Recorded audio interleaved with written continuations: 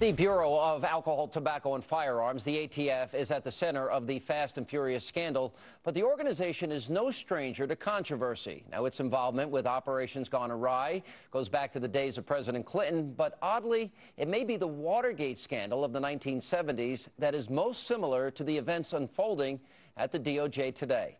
I know that all of you join with me in praying for a peaceful and sure and quick conclusion to the events. The ATF was involved in two Clinton-era controversies that have become synonymous with botched operations. The agents involved at Ruby Ridge, in my opinion, should have been immediately terminated. The Ruby Ridge operation pitted the federal government against white separatist Randy Weaver on a remote mountaintop in northern Idaho, where Weaver fled with his family after he was accused of illegally selling shotguns to an undercover ATF agent. It was totally inappropriate conduct by the Alcohol, Tobacco, and Firearms Department. In August of 1992, federal agents laid siege to the Weaver home after a U.S. Marshal doing surveillance on the property was shot and killed in a gun battle that also left Weaver's 14-year-old son dead. Days later, a sharpshooter shot Weaver's wife in the head as she cradled their 11-month-old baby. In the wake of the siege, FBI agents engaged in an illegal cover-up, and the chief of the Violent Crimes Section, E. Michael Cahoe, spent a year in prison for trying to destroy the Bureau's internal report on Ruby Ridge. Less than a year after Ruby Ridge, in April of 1993, came the ATF's raid on the Branch Davidian compound in Waco, Texas, where members of an obscure religious cult led by David Koresh were illegally hoarding firearms and explosives. Allowing the status quo to remain was not going to lead to an ultimate peaceful resolution and eliminate any risk to the safety of the innocent children in the compound, the public at large, or the government agents at the scene. After an hour-long shootout, 4 ATF agents were dead, 15 were wounded, and 6 cult members died as well. A standoff ensued, lasting 51 days until Janet Reno decided it needed to end.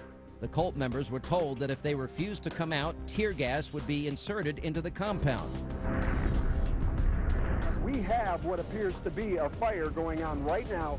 Both sides blamed the other for the ensuing fire, which took the lives of dozens of Branch Davidians, including many innocent children. There are clearly two diametrically opposed stories about which side caused Monday's inferno that took 86 lives.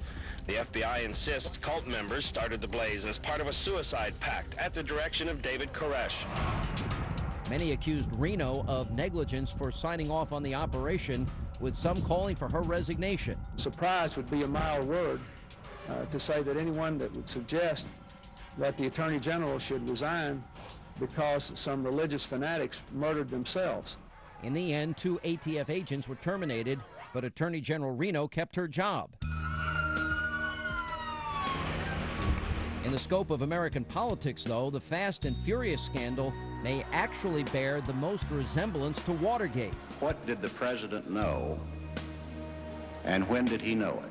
While the Watergate scandal began with a small group inside President Nixon's re-election campaign, it quickly spread through the executive branch up to the president himself. I began by telling the president that there was a cancer growing on the presidency.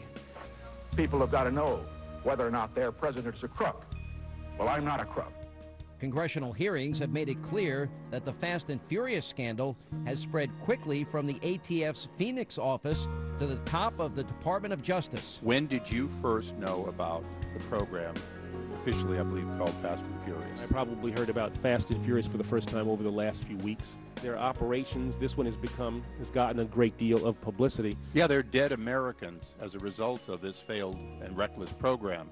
So I would say that it hasn't gotten enough attention, has it, Mr. Attorney General? It's not necessarily. I mean, there's an investigation that is underway.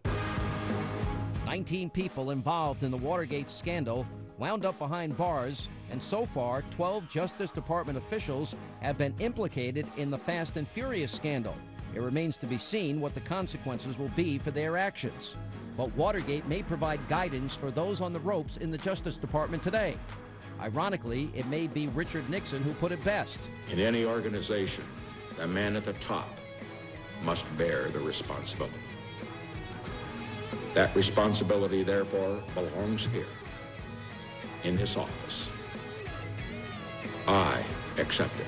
The question now is, will Attorney General Holder heed his warning? And we will be following all the latest developments as this story continues to unfold. We'll bring them to you right here on Hannity. Thank you for being with us, and have a great night.